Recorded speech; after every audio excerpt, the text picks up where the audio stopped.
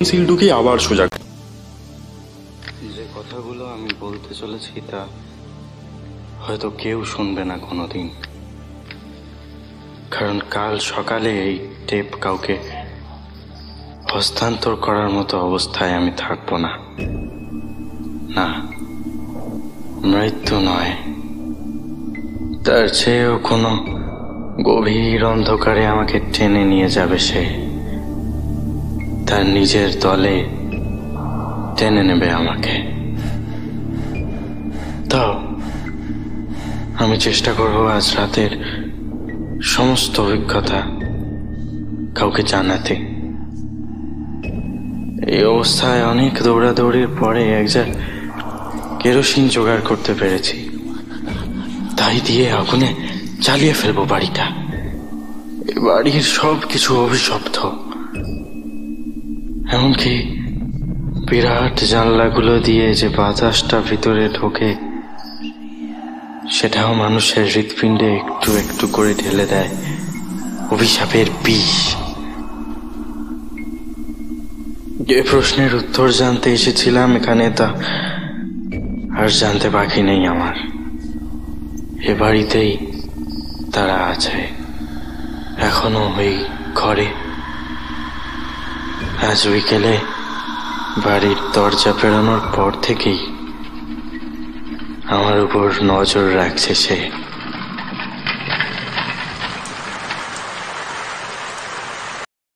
Do like, share and subscribe our YouTube channel for more audio stories.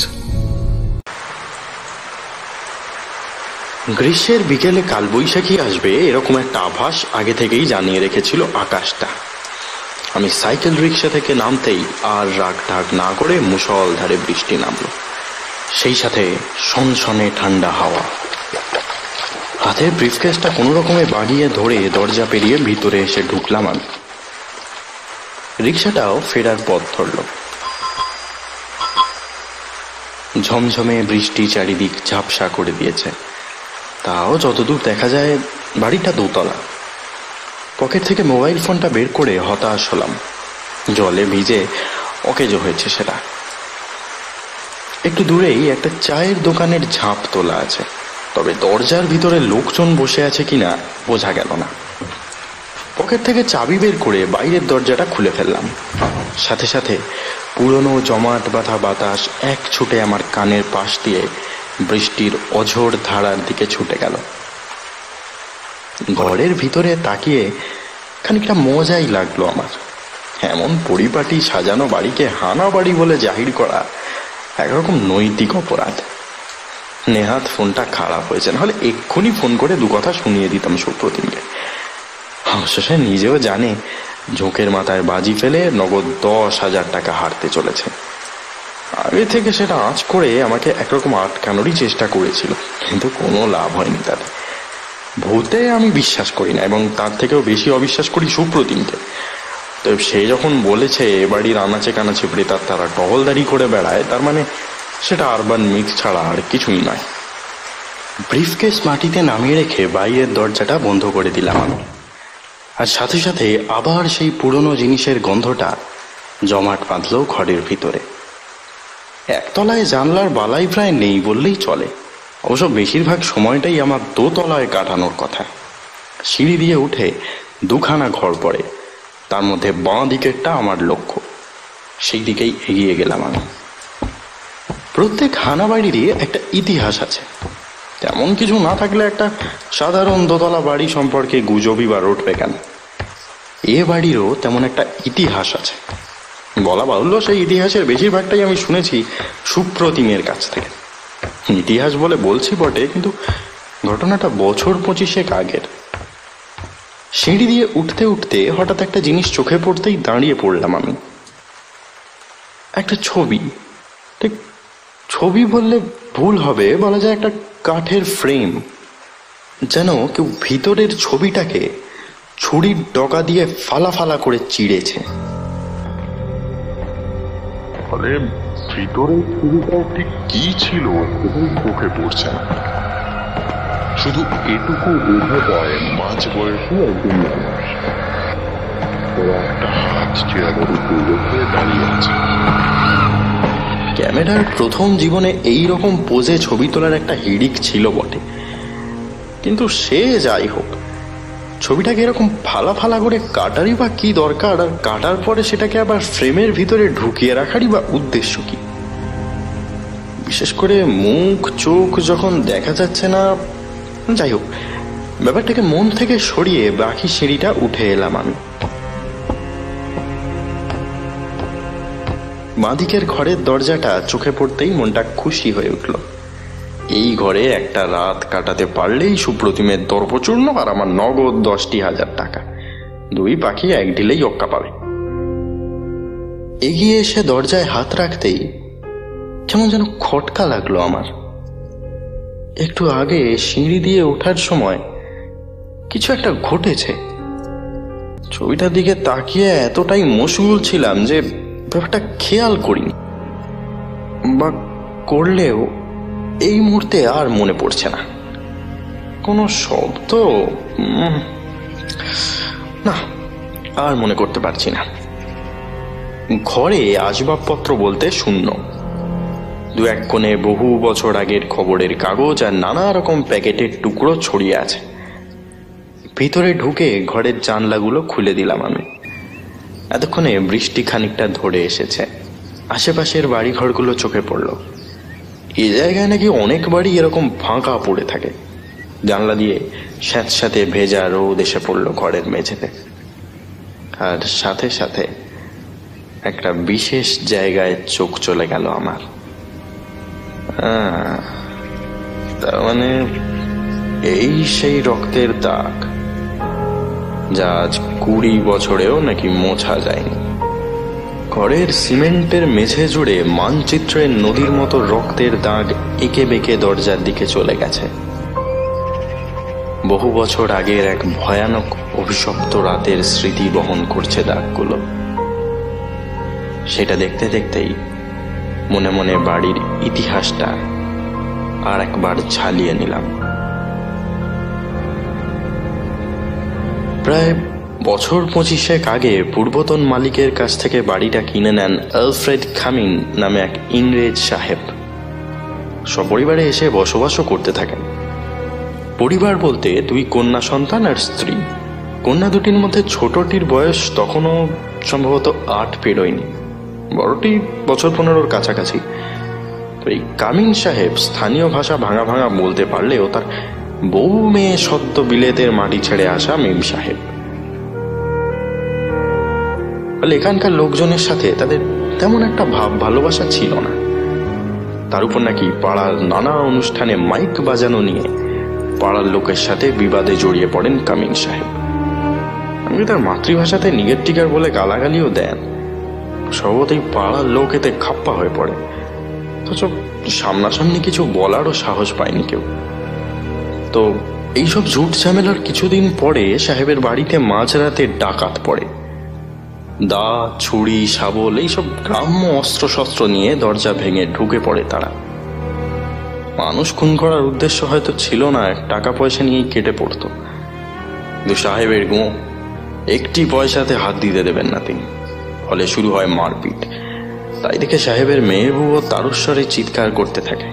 কচি থেকে বুড়ো, সেটাতে গ্রামে এমন একটা মানুষ ছিল না যে সেই চিৎকার শোনেনি। কিন্তু এই শোনা অবধি, ডাকাতের ভয়ই হোক আর সাহেবের উপর মনের ঝাল মেটাতেই হোক, মৃত্যু চিৎকার স্তব্ধ না হয়ে আসা অবধি বাড়ির ত্রিসীমানা পেরোয়নি কেউ। ডাকাতেরা একে একে 4 জনকেই খুন করে। সম্ভবত তারাও বুঝতে পেরেছিল যে গ্রামের লোক সাহায্য করতে আসবে না। সময় নিয়ে গোটা বাড়িটাই সাফ করে ভোর নাগাদ কেটে পড়ে তারা। সমস্যা কিন্তু হলো অন্য জায়গায়। ডাকাতরা কেউই পেশাদার খুনি ছিল না, এরকম ঝোঁকের মাথাতেই খুনগুলো করেছিল তারা। ফলে কোথায় ছুরি বসালে তাৎক্ষণিক মৃত্যু হবে সে জ্ঞান তাদের ছিল না। এলো পাথারি ছুরি রাখাতে মারা কেউই যায়। সবার মৃত্যু হয় ভোর রাতের দিকে, অবিরাম রক্তক্ষরণে। সকালে দোতলার এই বাঁদিকের ঘরেই মৃতদেহগুলো উদ্ধার করে পুলিশ। রক্তের স্রোত ততক্ষণে দরজা ছুঁয়েছে। সেই রক্তের শুকনো দাগ নাকি তারপর থেকে আর মোছা যায়। সুপ্রতিমের মতে সেদিন রাতে সাহেবের মেয়ে বউয়ের সেই আত্মচিৎকার নাকি এখনো তাড়া করে বেড়ায় বাড়িটাকে। অনেকে নাকি সেসব শুনেওছে। আমি অবশ্য এসে থেকে তেমন কিছুই দেখতে বা শুনতে পাইনি। দিব্যি চিমচাম নিরিবিলি একটা ঘর। পয়সা করি তেমন সুবিধা করতে পারলে না আমিই কিনে নেব। দাগগুলো ভালো করে পরীক্ষা করে দেখবো বলে মাটির উপর হাঁটু গেড়ে বসে পড়লাম। এতদিনের পুরনো দাগ যে সহজে উঠতে চাইবে না তাতে আর আশ্চর্য কি। 7-5 ভেবে আমি উঠে পড়লাম। ব্রিফকেসটা খুলে বের করে আনলাম ভিনিগারের বোতলটা। পুরনো রক্তের দাগ তুলতে এর চুড়ি মেলা ভার, সেই ভেবেই এত দূর বয়ে এনেছি বোতলটা। মাটির উপর খানিকটা ঢেলে দিলাম বোতল থেকে। খানিক দূরেই একটা ছেঁড়া কাপড় পড়েছিল, সেটা দিয়েই ভেজা জায়গাটা ঘষতে লাগলাম। ভূত বাবাজির অভিশাপ বোধ হয় ভিনিগার স্পর্শ করতে পারেনি, কারণ একটু একটু করে মাটি থেকে সরে যাচ্ছে কালচে লাল রংটা।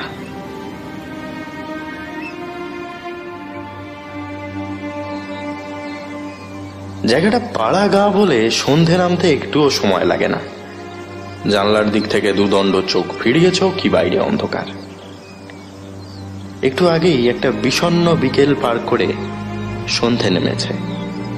ভূতে আমি বিশ্বাস করি না এবং ভয়ও পাই না, কিন্তু দোতলার বাঁদিকের ঘরটায় বেশিক্ষণ থাকলে কেমন যেন খারাপ লাগে। ঘরের দেওয়ালগুলো যে ভয়ানক দৃশ্যের সাক্ষী থেকেছে তার ছবি যেন এখনো বুকে করে আগলে রেখেছে তারা। সারা দুপুর অক্লান্ত পরিশ্রম করে সমস্ত ঘর থেকে রক্তের দাগ তুলেছি আমি। কেমন যেন রোগ চেপে গেছিল। দাগটা উঠে যাওয়ায় ঘরটা খুশি হয়েছে কিনা কে জানে। আমি ঘরের দরজা ভেজিয়ে চলে এসেছি ডান দিকের ঘরে। সাথে গোটা 10 মোমবাতি এনেছিলাম। 2 এ ঘরে জ্বেলেছি, একটা ও ঘরে। মজার কথা হলো এ ঘরে একখানা খাট পাতা আছে, ভাঙাচোরা কাঠের খাট। 2-1 দিন তার উপর শুলে একেবারেই হয়তো ভেঙে পড়বে, কিন্তু আমার তো মোটে একটা রাতের ব্যাপার। মাটিতে শুয়ে আমার মোটে ঘুম হয় না। ধীরে সুস্থে এগিয়ে এসে সেটার উপর একবার বসলাম আমি। না, আমার ওজন বইবার মতো শক্তি এখনো আছে বোধহয়। বিছানার একদিকে পিঠ এলিয়ে দিলাম আমি। মাথার কাছে 2 মোমবাতি টিম টিম করে জ্বলছে। উল্টো দিকের দেওয়ালে আধখানা আলো করে রেখেছে তারা। হাতঘড়ির খচ খচ শব্দ, নিচ থেকে হালকা ঝিঝির ঢাক ভেসে আসছে। বাকি সব নিস্তব্ধ। পকেট থেকে মোবাইল ফোনটা বের করলাম আমি। আপাতত আমার জ্ঞান ফিরেছে তার, তবে নেটওয়ার্কের ভাড়ার শূন্য। একখানা ছোট গাড়ি 1 সেকেন্ডের জন্য জ্বলে উঠেই আবার নিভে যাচ্ছে। বিছানার তলা থেকে টুকটুক করে আওয়াজ হলো যেন। উঠে বসলাম আমি। ভূত তবে এসেই পড়লো শেষ পর্যন্ত। মনে মনে একটু হেসে নিলাম। এরকম যে হবে তা আগেই খানিক আন্দাজ করেছিলাম আমি। পাশ ফিরে শুতে যাচ্ছিলাম, এমন সময় আবার সেই আওয়াজ, একটু যেন জোরে, যেন বিছানার নিচ থেকে আমাকে ডাকছে কেউ। হাসিটা কোনো রকমে গিলে ফেলে বিছানা থেকে নিচে নেমে এলাম আমি। ছেঁড়া তোষকের আস্তরণ তুলে ধরে নিচটা দেখার চেষ্টা করলাম।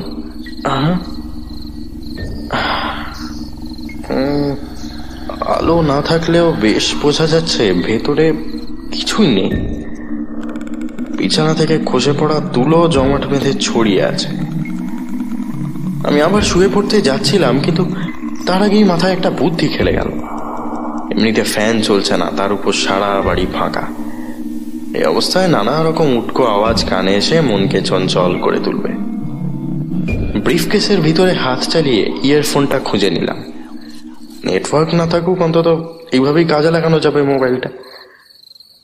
ইয়ারফোনটা কানে গুঁজে আবার একই জায়গায় শুয়ে পড়লাম। যাক, উটকো আওয়াজের হাত থেকে অন্তত নিষ্কৃতি পাওয়া গেছে। গান শুনতে শুনতে হঠাৎ সিঁড়ির কাছে ছবিটার কথা মনে পড়ে গেল। যেভাবে ছবির মুখটার উপর ছুরি চালানো হয়েছে, দেখলেও কেমন যেন গা ছমছম করে। তো সেই ডাকাতরাই ওই হাল করেছিল ছবিটায়, কিন্তু কেন?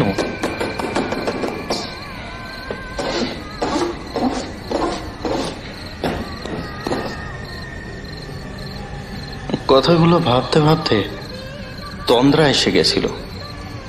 হঠাৎ মনে হলো কি যেন একটা বদলে গেছে। বন্ধ চোখের পাতাতেই অনুভব করতে পারলাম, হ্যাঁ, এতক্ষণ মোমের আলো চোখের উপর পড়ছিল, এখন শুধুই খুটখুটে অন্ধকার। তবে কি মোমবাতিগুলো নিভে গেছে? চোখ বন্ধ করেই মাথা ঘোরালাম আমি। না, যেদিকে মোম জ্বলছিল সেদিকে তাকালে এখনো হলদে আলোয় ভরে যাচ্ছে বন্ধ চোখের পাতাটা। শুধু সামনে ফিরলেই অন্ধকার। তবে কি আমার মুখ আড়াল করে আছে কিছু? চোখ খুললেই উত্তরটা স্পষ্ট হয়ে যাবে, কিন্তু এতক্ষণে আমার গলা শুকোতে শুরু করেছে, হৃৎপিণ্ডে গরম স্রোত বইছে। খুব ক্ষীণ কয়েকটা মৃত নিঃশ্বাস অনুভব করলাম মুখের উপর। ধীরে ধীরে হাতটা উঠে এলো আমার। আস্তে আস্তে করে সেটা সামনে এগিয়ে দিতে লাগলাম। আমার মুখ যাই আড়াল করে থাকুক না কেন, হাতে তার ছোঁয়া লাগবে। একটু একটু করে হাত সরাতে লাগলাম আমি। না, এখনো কিছু লাগবে না, আর একটু সরানো না, তার মানে বই নেই চোখের সামনে। মনে মনে একটু হেসে চোখ খুললাম। চোখের সামনে থেকে সেই রক্ত জল করা মুখটা সরে যেতেই ঘরের দুটো মোমবাতি একসাথে নিভে গেল।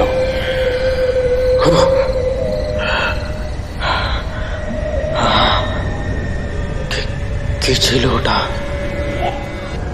তা আমি আর মনে করতে পারি না।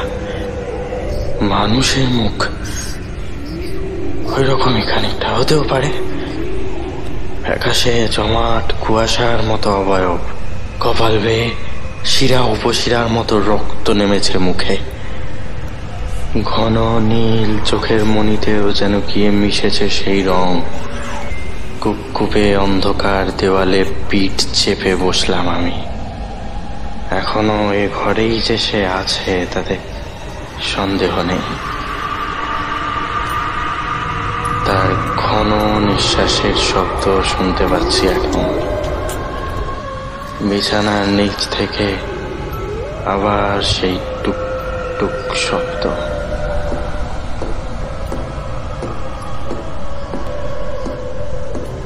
আবার আমাকে ডাকছে কেউ। আবার বিছানা থেকে নেমে পড়লাম আমি। মন বলছে এবার আর বিছানার তলাটা ফাঁকা থাকবে না। এক পাশে ঝুলতে থাকা তোশকের আস্তরণ তুলে সেখানে তাকালাম। কি যেন একটা মোহ আঁকড়ে ধরছে আমাকে।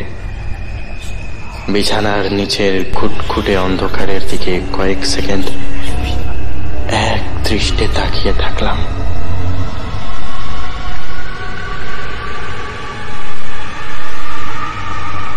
না, এবারও কেউ নেই।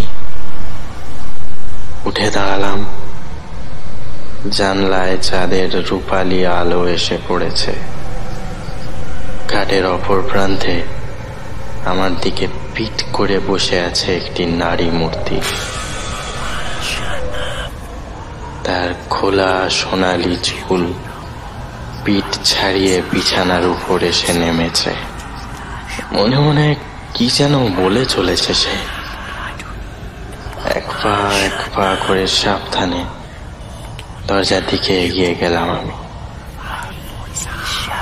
সেটা খুলে ফেলতেই মনে হলো একটু একটু করে আমার দিকে পিছন ফিরে তাকাচ্ছে মেয়েটা।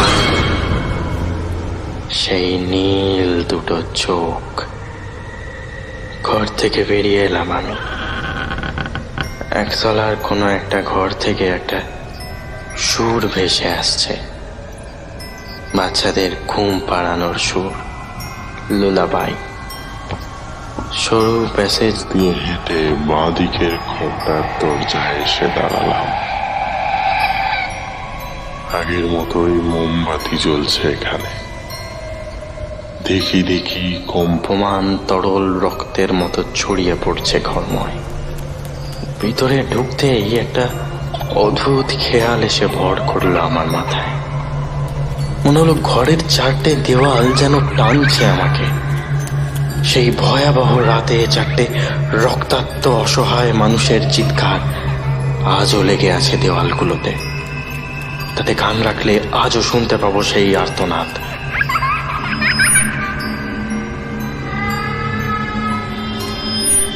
একটু একটু করে লোভ জেগে উঠছে মনের ভিতরে। শুনেই দেখি একবার।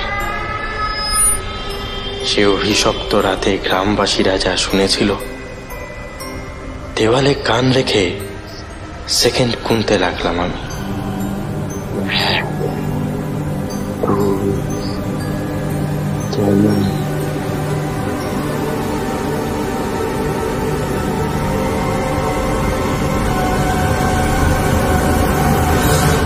না, কিচ্ছু শোনা যাচ্ছে না। দেওয়াল থেকে কান তুলে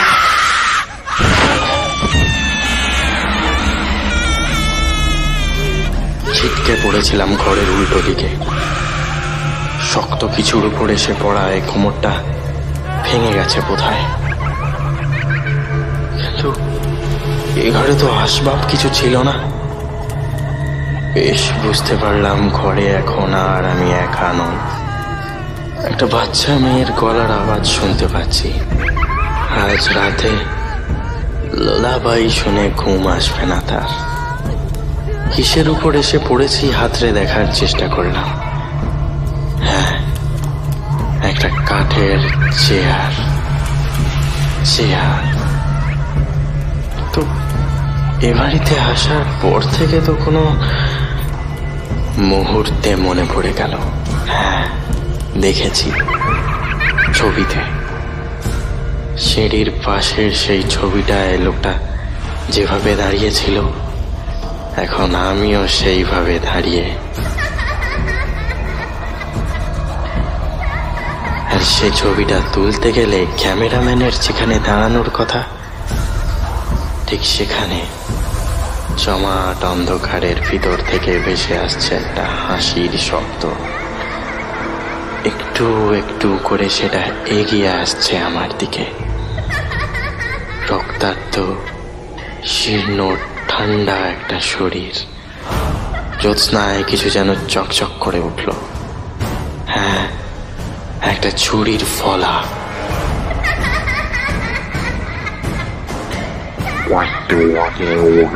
ছায়ামূর্তি মুক্তলোক মাপের মতো চোখে তাকিয়ে আছে আমার দিকে।